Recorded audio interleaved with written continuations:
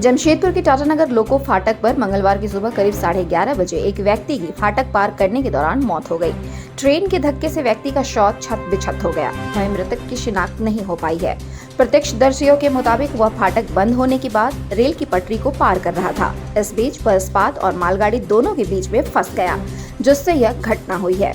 वहीं मौके पर आरपीएफ पहुंची और शव को उठाने के बाद मामले की जांच में जुट गई है। फिलहाल शव को पहचान करने की कोशिश की जा रही है। शव को पहचान करने में असुविधा हो रही है क्योंकि धड़ से सिर बिल्कुल अलग हो चुका है।